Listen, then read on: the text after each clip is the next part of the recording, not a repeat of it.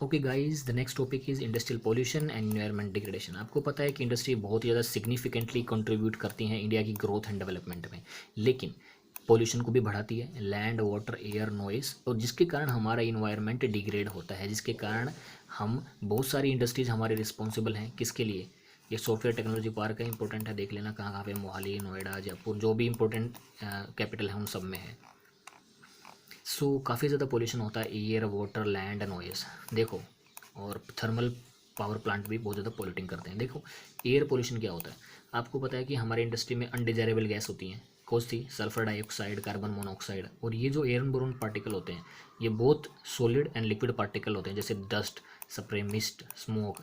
और स्मोक जो इमिट की जाती है केमिकल और पेपर फैक्ट्री से, ब्रिक क्लीन से, जो भट्ठे होते हैं, रिफाइनरी से, स्मेल्टिंग प्लांट से, और जो फॉसिल फ्यूल्स आप जलाते हो, ये बहुत ही ज़्यादा पोल्यूशन की नॉर्म्स को इग्नोर करते हैं और बहुत ही ज़्यादा टॉक्सिक गैस की लीकेज होती है, जिसके कारण लॉन्ग टर्म इफेक्ट होते हैं।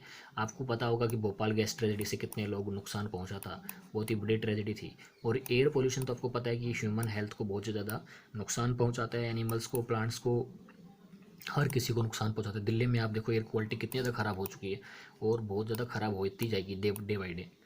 तो industry is one of the reason for the pollution. Second is water pollution. Water pollution is caused by organic as well as inorganic industrial waste. देखो, जो डायरेक्टली डिस्चार्ज किए जाते हैं रिवर्स में, बहुत ही ज़्यादा कल्प्रिट कौन कौन से इसके वाटर पोल्यूशन के कल्प्रिट कौन कौन से हैं? Paper industry, pulp, chemical, textile, dyeing, petroleum refinery, tanneries, tannery यानी जो लेदर का काम करते हैं, इलेक्ट्रोप्लेटिंग इंडस्ट्री, क्योंकि ये बहुत ही ज़्यादा dye, acid, salt, heavy metals like mercury, lead, pesticide, fertiliser, बहुत ही ज़्यादा synthetic chemicals like carbon, plastic and रबड़, ये वाटर बॉडी में डायरेक्टली चले जाते हैं, जिसके कारण क्या होता है, जो फिश और एक्वेटिक एनिमल्स होते हैं वो उसको पानी को पीते हैं, ख़राब हो जाते हैं, फिर उन्हीं एनिमल को हम खाते हैं, हम बेकार हो जाते हैं। There are many reasons. देखो, गंगा काली सी हुई है, इसीलिए हुई है क्योंकि उस पर बहुत ज़्यादा डायरेक्ट वेस्ट गंगा में जाता है। बात करें फ्लाई ऐश की जो उड़ती है, phospho, gypsum, iron, steel, slag, ये major solid waste in India, ये बिना ट्रीटमेंट किए अब डायरेक्ट रिवर में छोड़ देते हैं, जिसके कारण बहुत ज़्यादा समस्या होती है।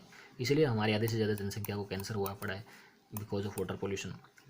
अगर थर्मल पोल्यूशन की बात करूँ तो कई बार जो हॉट वाटर होता है वो फैक्ट्रीज और थर्मल प्लांट से आप डायरेक्ट रिवर में ड्रेन कर देते हो, पौंड में कर देते हो बिना उसको ठंडा किए हुए। इससे ज़्यादा क्या हुआ, एक्वेटिक लाइफ बहुत ज़्यादा हैम्पर होती है।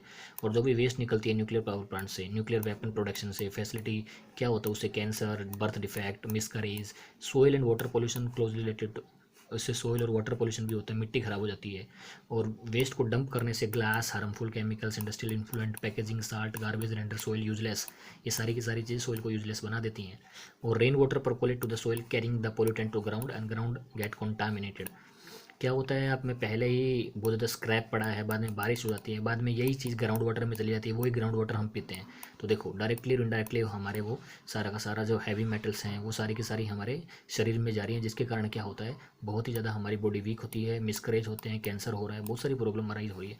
और नॉइज़ पोल्यूशन तो पता ही आपको, इरिटेशन और गुस्से में भी, नॉट ओनली इरिटेशन और anger but it also causes hearing impairment, कान खराब हो जाते हैं, हार्ट रेट बढ़ जाती है, ब्लड प्रेशर और साइकोलॉजिकल डिसऑर्डर हो जाते हैं। और बहुत ही ज़्यादा अनवांटेड साउंड इतना इरिटेंट और स्ट्रेस का भी कारण बनती है।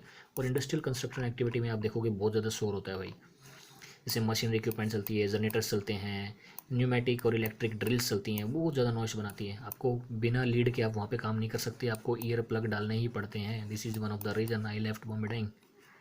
Control of environmental degradation. Every liter of waste water discharged by our industrial pollutant 8 times the quality of fresh water. देखो किस तरह से जो हमारे every litre of waste water discharge by our industrial pollutant 8 times the quality of fresh water.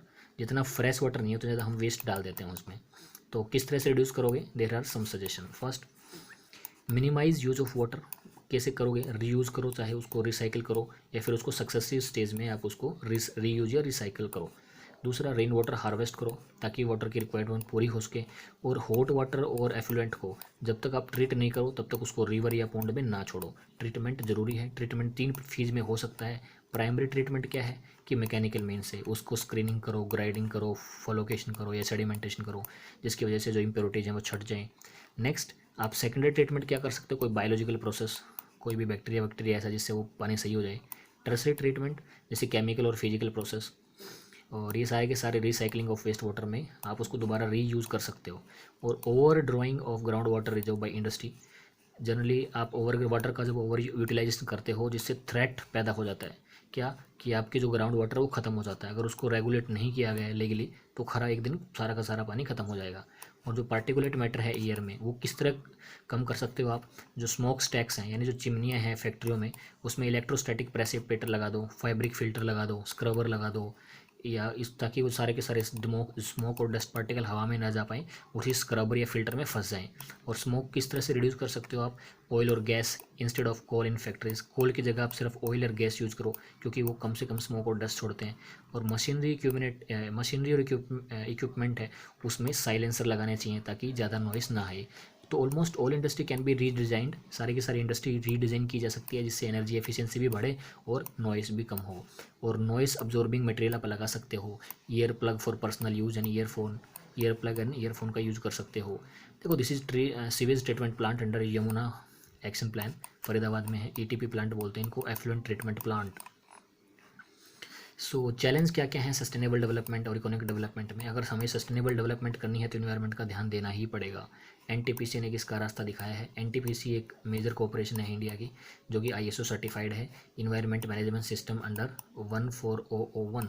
ये corporation है, proactive approach रखती है, नेचुरल इन्वायरमेंट जैसे वाटर, ऑयल, गैस, फ्यूल का यूज़ करती है in place of power plant में कोल का कम से कम यूज़ करके इन चीज़ों पे यूज़ कर सकते हैं। देखो इंडिया में दिक्कत भी क्या है, इंडिया में कोल है वो बहुत ज़्यादा मात्रा में है। जो बड़े बड़े इंडस्ट्रियल, बड़े बड़े अमेरिका जैसे देश हैं उन्होंने कोल तो यूज़ कर लिया, अब वो सारे के सारे गैस पे टर्न हो गए।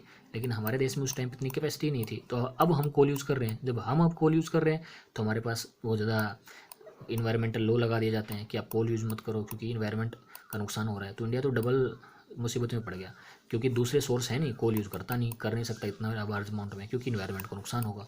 सो बहुत ही बड़ी समस्या है।